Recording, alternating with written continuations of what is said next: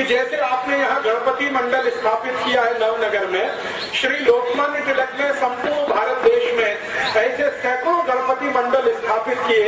हर एक गणपति मंडल के कार्यकर्ताओं को वो शपथ दिलाते थे, प्रतिज्ञा कराते थे।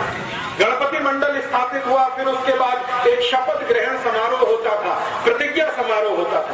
उसमें पहली प्रतिज्ञा ये होती थी कि हम भारत देश के स्वराज्य प्राप्ति के लिए कार्य करेंगे और गणपति हमारे आराध्य देव बनेंगे।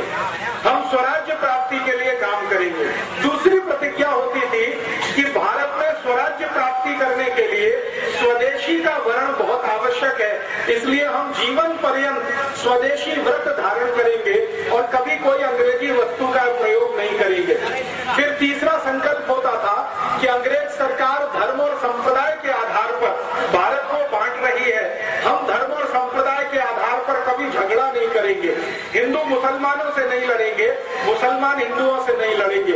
ऐसी 11 शपथ दिलाई जाती थी और वो 11 शपथ लेने वाले कार्यकर्ता गणपति आंदोलन के सदस्य होते थे। उसमें से एक शपथ होती थी कि व्यसन जीवन में कभी नहीं करेंगे, शराब नहीं पिएंगे, सिगरेट नहीं पिएंगे, बीड़ी नहीं पिएंगे, गुटखा तंबाकू कुछ नहीं खाएंगे और अपने को पवित्र बनाएंगे ताकि स्वराज्य प्राप्ति के लिए लड़ सकें। ऐसी शपथ दिलाकर श्री तिलक कार्यकर्ताओं को पक्का बनाते थे और धीरे धीरे आप सुनकर आश्चर्य करेंगे, 1905 से ये अभियान शुरू हुआ। 1911 में 1911 में स्वदेशी आंदोलन और गणेशोत्सव के कुल कार्यकर्ता 1,20,20 हो गए, 1,20,00,000।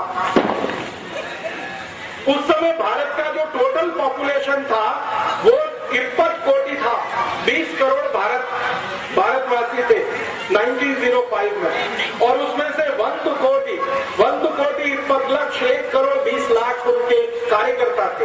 लोकमान्य तिलक, बाल गंगाधर तिलक, बिपिन चंद्र पाल, लाला लाजपत राय के साथ काम करने वाले। गणेशोत्सव के माध्यम से इतनी बड़ी कार्यकर्ताओं की फौज उन्होंने इकट्ठी की।